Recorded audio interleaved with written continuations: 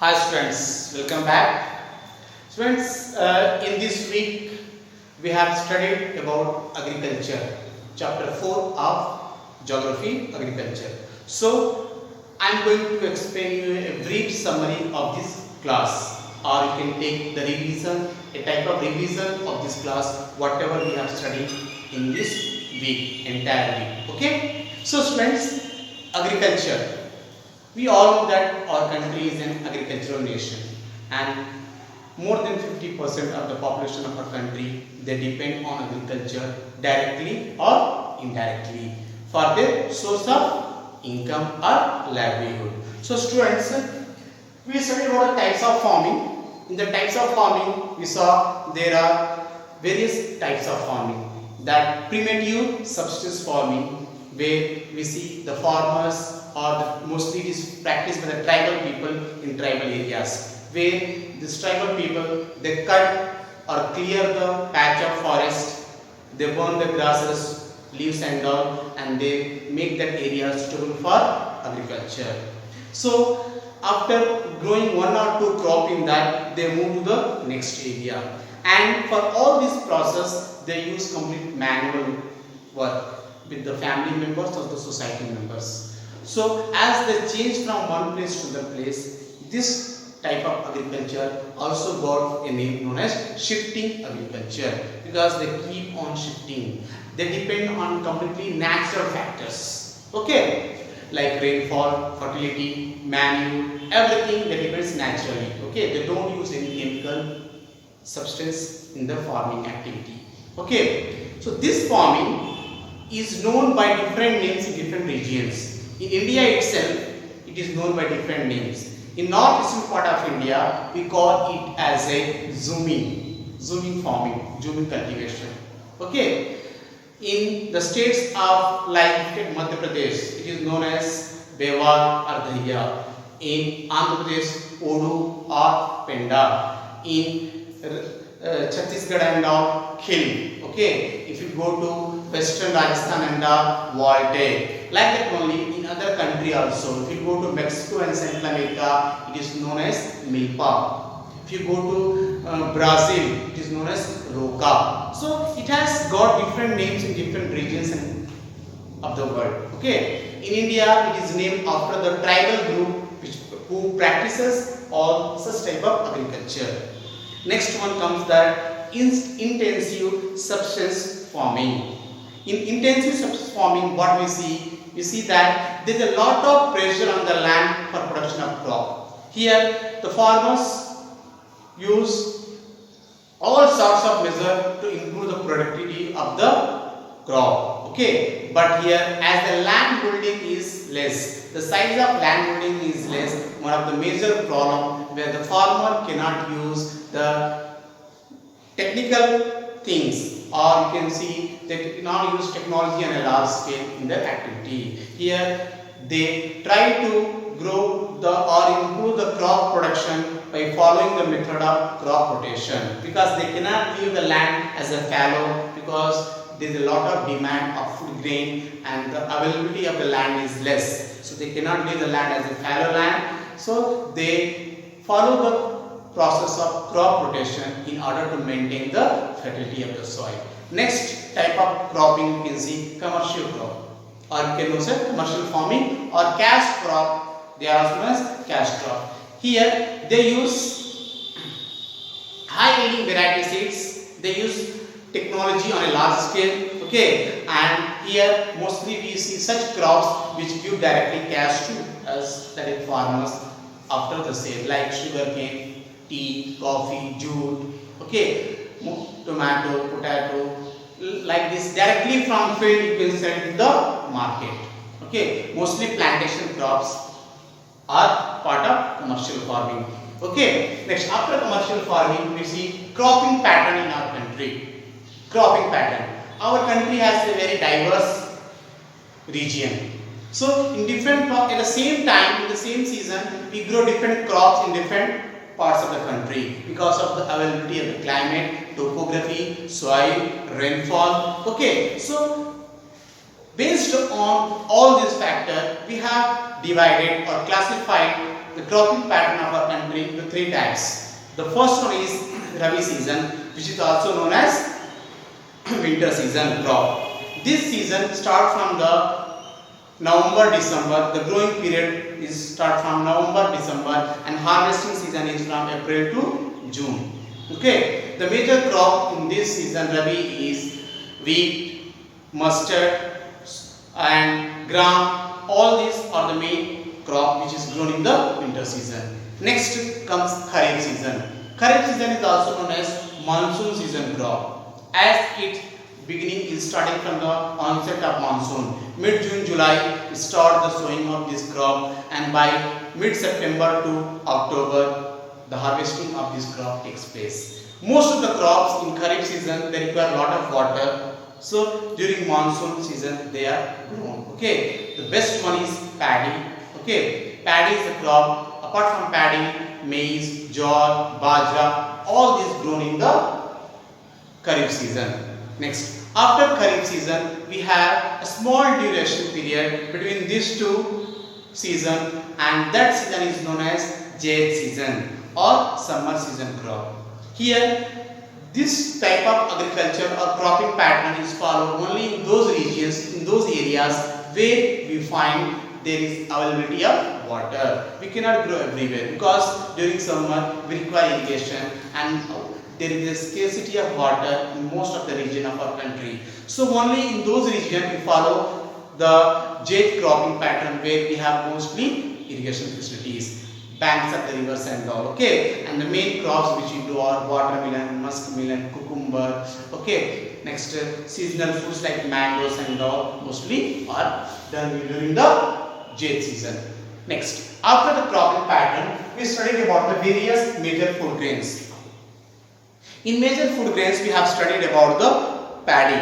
Paddy is a kharif crop we have studied. It requires more than 100 centimeters of rainfall, about 25 degrees Celsius of temperature, and requires more humidity for ripening time. Okay. Next, and it grows mostly in the delta region, area where there is a good irrigation facility. In our country, India is the second largest producer of rice in the world, or paddy in the world after China, and in India, West Bengal is the leading producer of paddy. Okay, next one is wheat. Wheat is a rabi crop or winter season crop. Okay, it requires less rainfall, 50 to 75 centimeters of rainfall, but it requires warm and moist climate, dew and moist climate. But at the time of harvesting, it requires bright and sunny climate. That is why it is harvested in the month of April, May and June. Okay. Next, we have studied about the millets. Okay. In that ragi, jowar, bajra, and next we studied about the maize. Maize in some parts of the country is grown in Kharif season, and some part of the country is grown in winter season. And wherever there is irrigation facilities, there is grown in Zaid season also. Okay, as a commercial crop. Next, after major food grains, we studied food crops other than grains like sugarcane. Sugarcane is a tropical crop. Our country's climate is very much favorable for growth of sugar because our country is a tropical country. Tropic of Cancer passes through the center of India, and our country's climate is tropical monsoon type of climate. Sugar is an annual crop. It grows well in black and alluvial soil. Okay, it is completely labor oriented crop. Requires a lot of labor at the time of sowing, harvesting, and irrigation time and all. Okay, next. India is the second largest producer of sugarcane in the world after Brazil.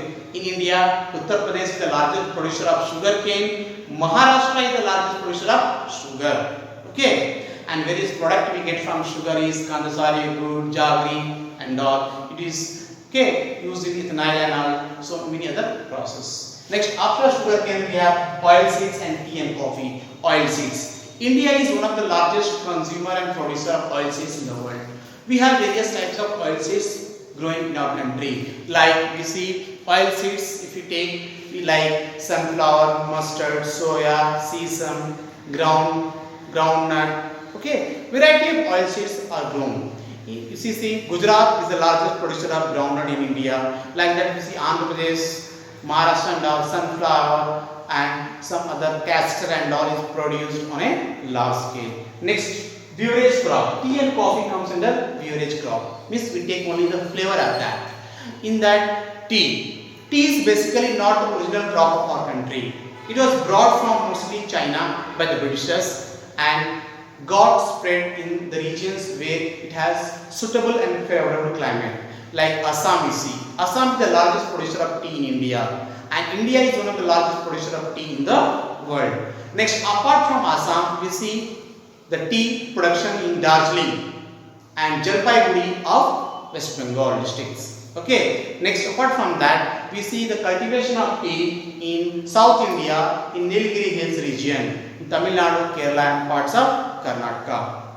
Next, tea requires warm and moist climate and frequent showers. It requires lot of labor, both skilled and unskilled. Most of the tea processing industries are located in and around the tea gardens only. Okay. Next is coffee. Indian coffee is famous for its flavor all over the world. The Arabica coffee, which was brought from Yemen, it is grown in the Nilgiri Hills region. And in India, Karnataka is the largest producer of coffee. The Indian coffee is having lot of demand in the world because of its taste and flavor. Okay. Next, after this, we have studied about non-food crops, that is rubber, cotton, jute. Okay, rubber. Rubber is the equatorial crop. Okay, friends, because in our country, we see the location of a country, geographical location. Our country is located between 8 degrees 4 minutes north and 36 degrees 7 minutes north. Between this north latitude is located. Our country lies in northern hemisphere, 8 degrees above the equator. So we have in South India, we have equatorial type of climate also.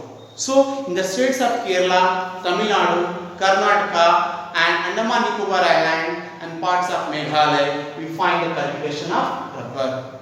Rubber is very useful product used in various industries like tires and tubes and beds, making of other leather jackets and all. So many things we make from the leather. It has very good demand in the market. Okay. Next, cotton. Cotton is known as one of the natural fiber. India is the largest producer of cotton in the world. One of the largest producer of cotton after China. Okay. Indian cotton has very good demand in the world. Okay. Next, in India, mostly Karnataka, Karnataka, Maharashtra and Gujarat, parts of Uttar Pradesh. These are the areas where we grow cotton in large scale, but especially the cotton is grown in a black soil, that is Maharashtra and Gujarat are the leading producer of cotton. So we can see much or many of the cotton mills are located in and around Gujarat and Maharashtra region, and Ahmedabad is known as Manchester of India because of its cotton mills or cotton textile industries. Okay. Next, after cotton we see jute. India is the second largest producer of jute in the world after Bangladesh. Much of the jute growing area went to Bangladesh after the partition of India and Bangladesh in 1971. Okay. Next, what happened? Jute is known as golden fiber. It requires a lot of water for its processing and growing. That is why West Bengal is the leading producer of jute in India. After West Bengal, Bihar and Odisha also are the state where we see the cultivation of jute. It is a natural fiber and has a lot of demand because it is eco-friendly and does not cause any harmful to the environment. Okay. Next, we studied about technological and institutional reforms. After independence, we need to have a lot of changes in our agricultural sectors, both in the form of technology and in the form of institutional reforms. We need to bring new technologies in our agriculture, we need to bring new implements in our agriculture, and various reforms has to be done, various amendments has to be done, changes has to be done in agriculture. So, Jamindari, Raitwari, landlord, all this was abolished. The excess land were redistributed to the landless farmer through Bhudan and Gramdan, which was started by Vinoba Bhai, and the Land Seeking Act, which was started by the government of India. Apart from that, we saw the Green Revolution, which was implemented in India during the mid 1960s by M.S. Swaminathan. Okay, and through this Green Revolution, we saw the production of food grains in our country increased, and we became self-sufficient in food grain production, and we started even exporting also our food grains because we implemented high-yielding variety of seeds, fertilizers, pesticides, insecticides, and various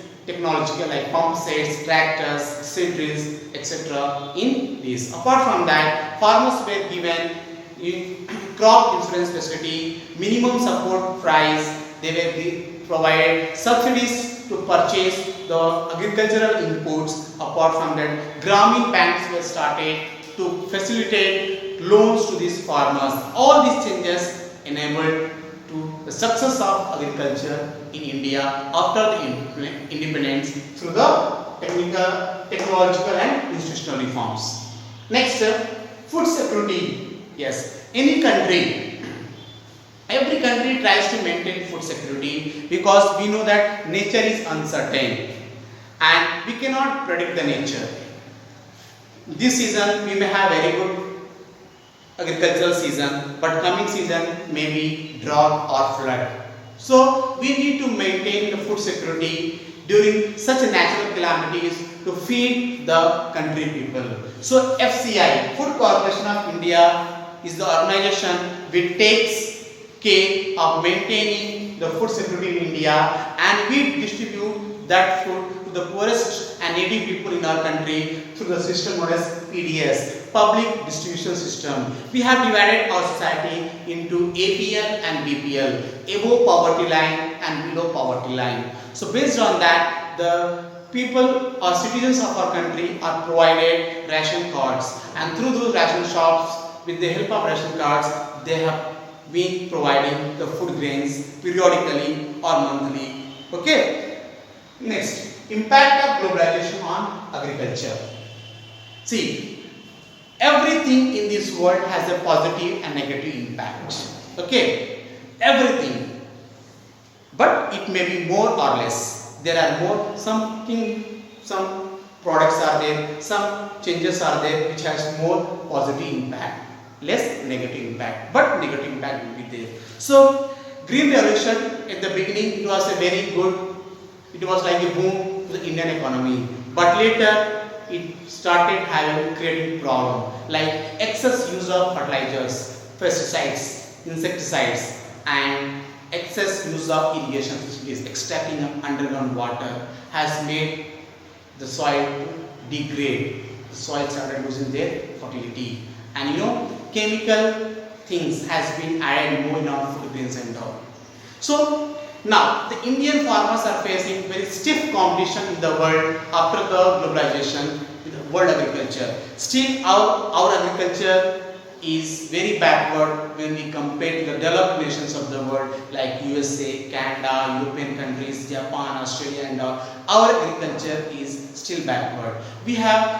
In our country we see more number of people, the large section of people still depend on agriculture, but output is less when compared to the other countries where Canada, USA and all take 2 to 4%, less than 10% people they work in agriculture sector, but their production is very high because everything is mechanized in their country, but in our country still use old and primitive method on a large scale when compared to modern technologies. Modern technologies are also we are using, but not on a large scale, in very less amount. So students, this was the complete brief of the chapter which we studied in this week. I hope so you have studied this chapter. In second time I am explaining you all already.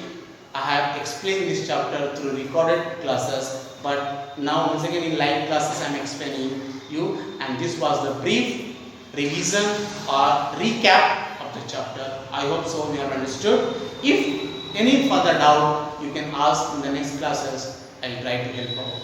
Thank you. Take care. See you.